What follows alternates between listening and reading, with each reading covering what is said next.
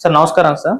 నమస్తే అండి. Sir Thandel movie మంచి కలెక్షన్స్ తో అయితే రన్ అవుతూ ఉంది సార్. అయితే ఈ నేపథ్యంలో దాన్ని కూడా పైరసీ వెంటాడడం చూస్తున్నాం. ప్రొడ్యూసర్స్ కూడా బయటకు వచ్చి పైరసీ చేసిన వాళ్ళని, పైరసీ డౌన్లోడ్ చేసి చూసిన వాళ్ళపైన కూడా ఒకవేళ మేము చూస్తే వాళ్ళపైన చర్యలు అయితే తీసుకుంటామని చెప్పేసి ఒక వార్నింగ్ అయితే ఇచ్చారు. అండ్ ఈ పైరసీ కూడా ఈ మూవీ కలెక్షన్స్ పైన దెబ్బతీసిందని కూడా కొంతమంది మాట్లాడుతున్నారు. మరి ఈ మూవీ పైరసీ దెబ్బతినడం ఆ కలెక్షన్ మీద ప్రభావం చూపించిందా, వాళ్ళ మీద చర్యలు తీసుకుంటా అంటున్నారు కదా, దీనిపైన మీ ఒపీనియన్ సార్? అంటే ఈ సినిమా కలెక్షన్స్ డ్రాప్ అయిన మాట వాస్తవం.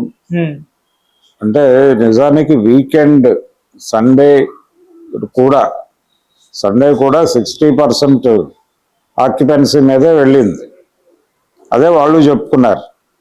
అయితే ఈరోజు కండిషన్ ఏంటంటే దాదాపుగా అది 40%కి అంటే 20% డ్రాప్ అయింది. ఈ 20% రేపటికి పెరుగుతుంది. ఈ పెరగటం అనే దాని వెనకాల అంటే ఈ సినిమా మీద సినిమా బ్యాడ్గా ఉందనే మాట రాలేదు, కానీ అంత గొప్పగా లేదు, ఆశించిన స్థాయిలో లేదు, కొంత గందరగోళం ఉంది, సెకండ్ హాఫ్లో గందరగోళం ఉంది, ఇలాంటి మాటలు వినిపించినాయి.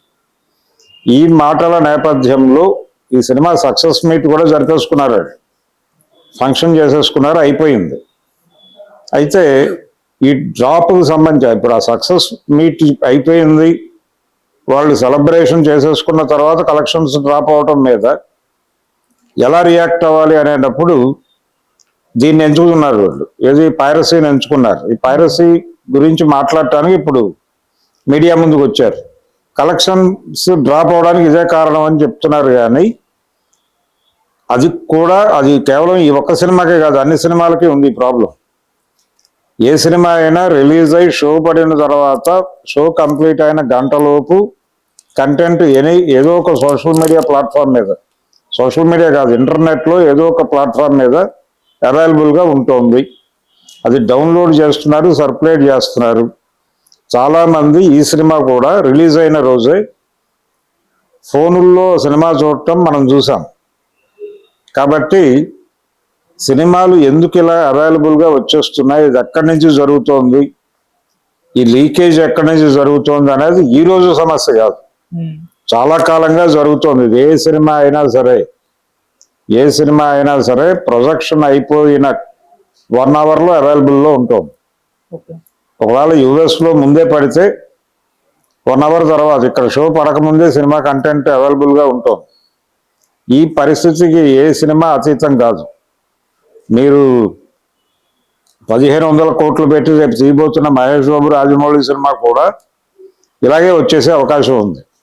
మరి ఏమనాలి అంటే ఈ లీకేజీ సమస్యని పరిష్కరించుకోకుండా ఇండస్ట్రీ థియేటర్లను ఎలా కాపాడుతుంది?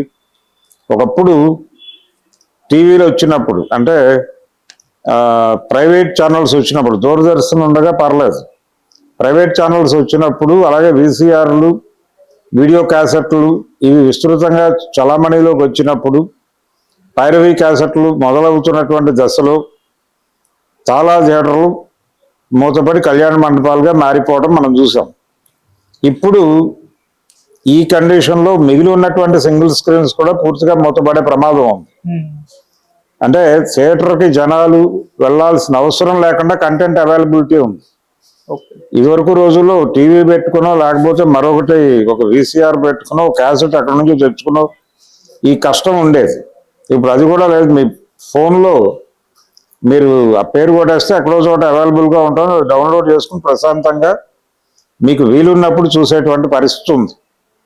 మరి ఈ కండిషన్లో ఉన్నప్పుడు ప్రపంచం ఏమైపోవాలి, సినిమా పరిశ్రమ ఏమైపోవాలి, థియేటర్ ఏమైపోవాలి, ఓటీటీలో ఈ సినిమా కొనుక్కున్న వాళ్ళ పరిస్థితి ఏంటి? మీ కంటెంట్ ఫ్రీగా అవైలబుల్గా ఉన్నప్పుడు అక్కడికి వెళ్ళి ఎవరు చూస్తారు?